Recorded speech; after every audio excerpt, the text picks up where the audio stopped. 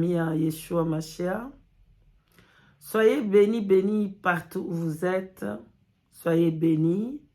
Que la paix et la grâce de notre roi Yeshua Mashiach soient avec vous.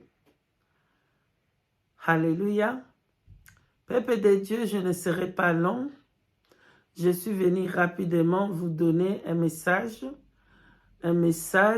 du prophète Eli Pada, une révélation pour le prophète Eli Pada.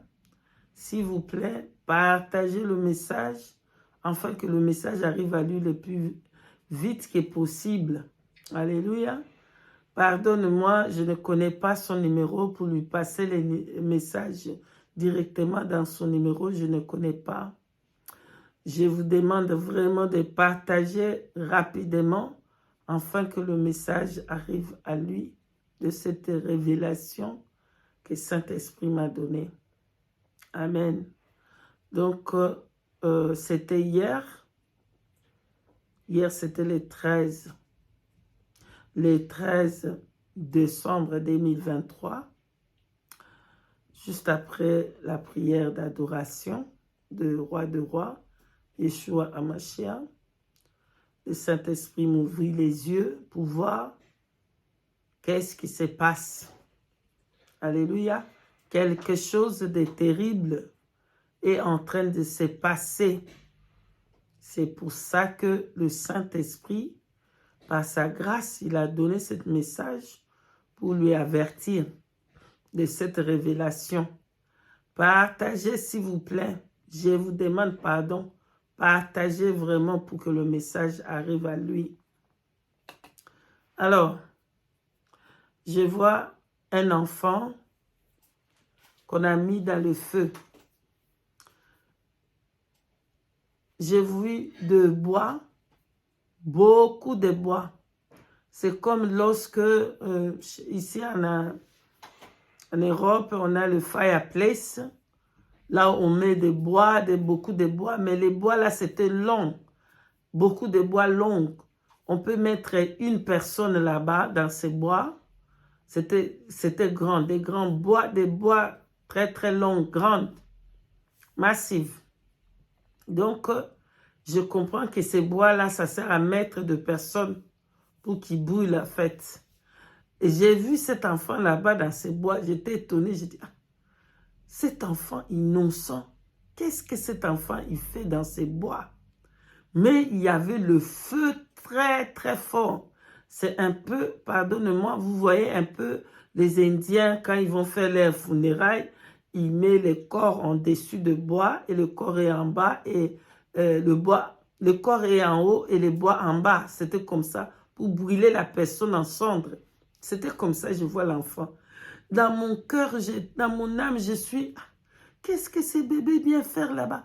Et je regarde, bien-aimé dans le Seigneur, cet enfant n'était pas mort.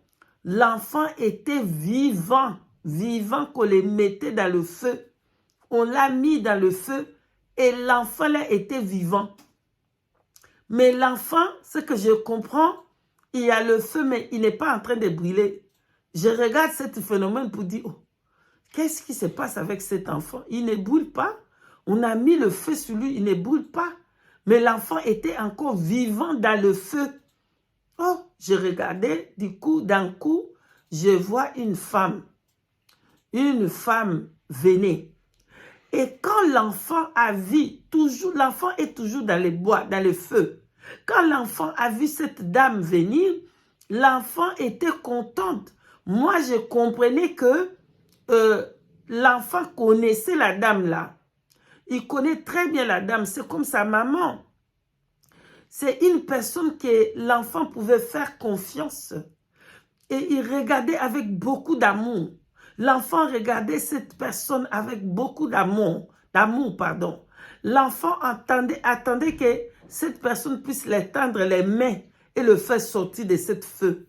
Mais je regarde la femme regarde l'enfant parce que l'enfant était encore un bébé qui n'est pas en mesure de parler au fait. C'était un innocent qui n'est pas capable de parler. Mais il était dans le feu. Donc l'enfant regardait cette personne pour attendre de cette personne le secours. Et du coup, je regarde cette femme, il avait encore beaucoup de bois.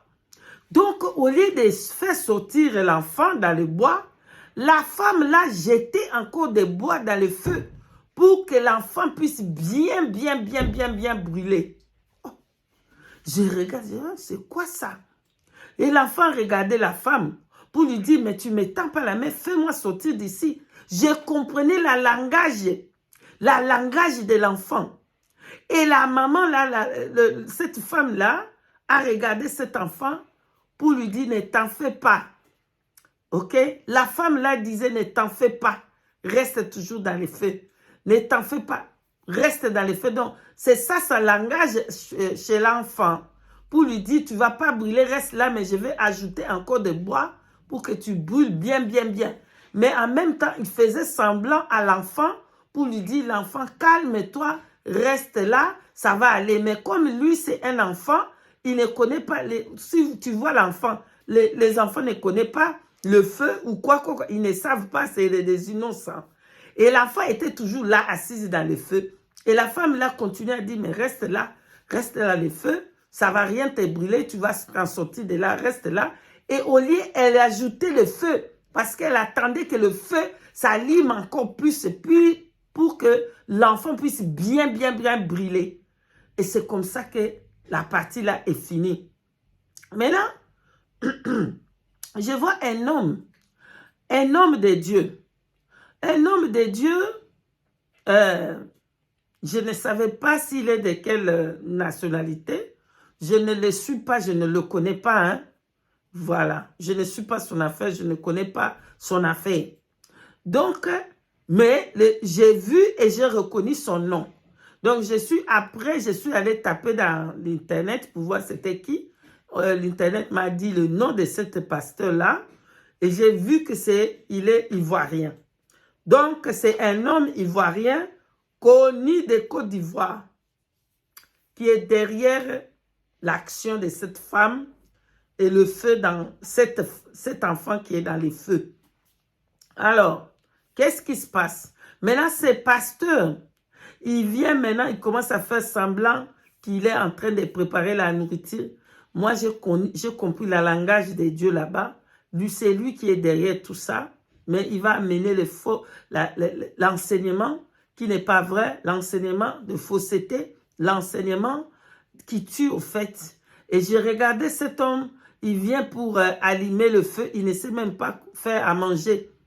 Il y avait des ordres tout autour de lui, il n'y avait que le désordre, il y avait que le désordre, il y avait le désordre et il ne sait même pas comment préparer, il ne sait même pas comment allumer le cuisinier pour faire à manger. Et tout autour de lui, il y avait les désordres, pas possible.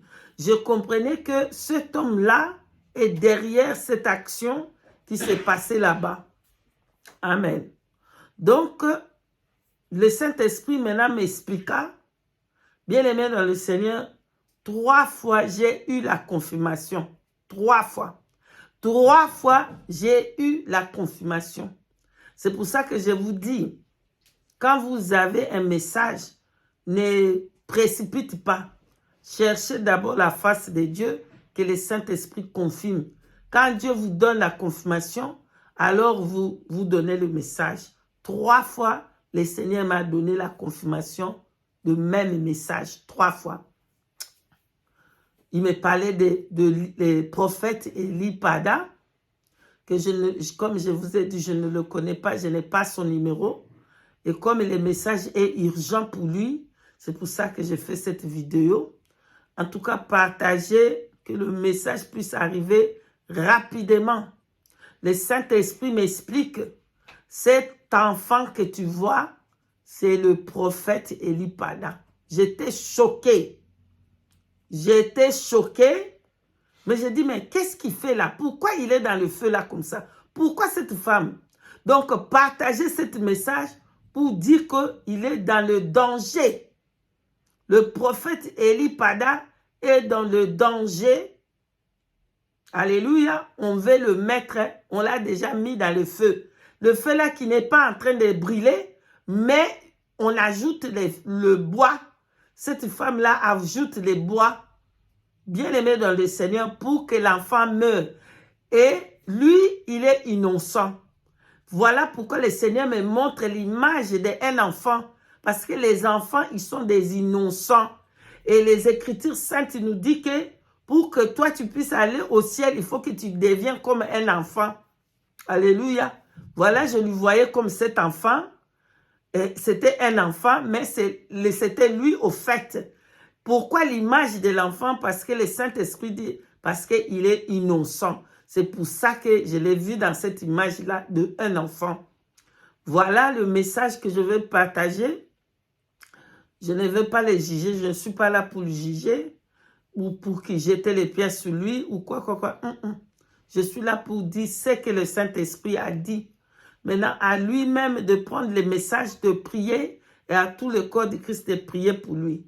Le mauvais chose que nous avons dans le corps de Christ, quand il y a un problème, nous tous, nous se levons pour jeter les pierres, pour vraiment lapider la personne. Toi, là, tu vas lapider ton prochain. Toi, tu es juste devant Dieu. Alléluia. Priez pour lui. Je ne sais pas qu'est-ce qui se passe. Je ne connais pas son affaire. Je ne sais pas aux alentours de lui qu'est-ce qui se passe. Mais à partir de ce message, je comprends que sa vie est en danger et il faut que le corps de Christ prie pour lui. Le message doit arriver rapidement à lui pour que lui-même, il puisse prier parce que sa vie est en danger. Cette personne que lui, il dit qu'il aime, il connaît bien. Voilà qu'il les jette de bois pour qu'il brûle dans ces feux-là. Le feu-là, ça peut représenter beaucoup de choses. Lui-même, il est prophète, que le Saint-Esprit rajoute le discernement. Et de ce pasteur qui s'est levé, qui veut les détruire, un faux pasteur qui amène des faux enseignements. Alléluia. Soyez bénis, bénis. Et je vous dis, shalom, shalom. Si Saint-Esprit permet, nous allons encore revenir. Je profite pour vous dire, donnez votre vie à Yeshua HaMashiach. Et nous élevons ici le Seigneur Dieu Tout-Puissant, Yeshua HaMashiach, le Tout-Puissant. Soyez bénis, je vous dis shalom.